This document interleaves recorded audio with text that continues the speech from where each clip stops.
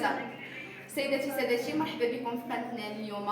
كنتواجدوا بجمعيه ماسه اكدار. غنقوموا بغريبه بلوز ايفيلي بها قشور ديال الليمون معسل، كذلك مع الزبيب معسل تحت اشراف المؤطره يمنى تيكزيرت. من بين المكونات الاساسيه عندنا الدقيق، كذلك عندنا اللوز ايفيلي هذا بالنسبه للتزيين، والزبده، كذلك ابيض البيض وربعه البيض صفار ديال البيض. لا ننسى جوج ديال المعالق من كريم باتيسير سنيده، 3 ديال الكيسان ديال الزيت، بالاضافه الى جوج خمارات حمرين والروح ديال الليمون، وما نساوش بطبيعه الحال قبصه ديال الملحه. هنا كنعتذر ما صورش اللقطه الاولى، فكتشدوا غير جلفه ديال الليمون تحيدوا بها الصفر فقط، وتسلقوها مزيان 3 المرات. عاد كتضيفوا ليها تصفوها وتضيفوا ليها عصير الليمون وتضيفوا لها الزبيب، وكتخلوهم يتعسلوا مع سنيده حتى كيولوا في هذا الشكل، حتى كيتعسلوا مزيان وكتخلوهم. غندوزو دابا للطريقه ديال الغريبه اللي غنحتاجو. الزبده 250 غرام ديال الزبده، 225 ديال سنيده، وغادي نعجنوهم ولكن حتى تولي عندنا شكل بوماد. فعاد غنضيفوا المكونات الاخرين اللي غادي نحتاجو فيها.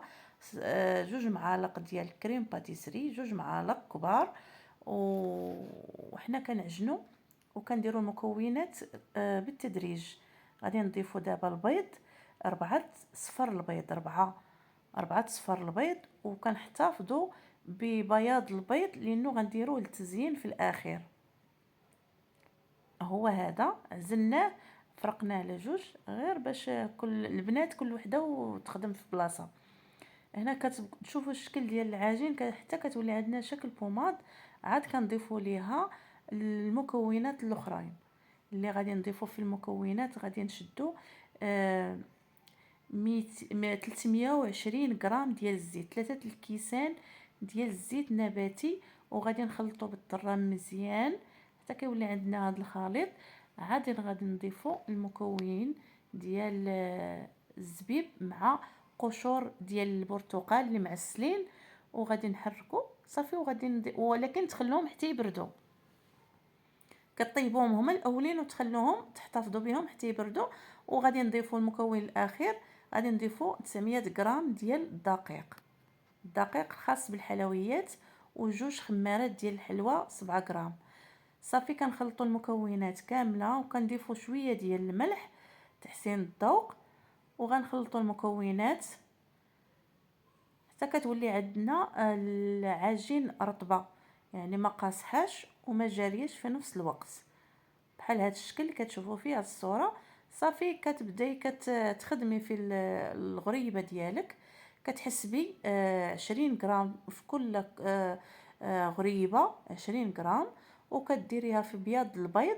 عاد كتضيفيها في اللوز ايفيلي وكديريها في اللاطه اللي غتدخل الفران.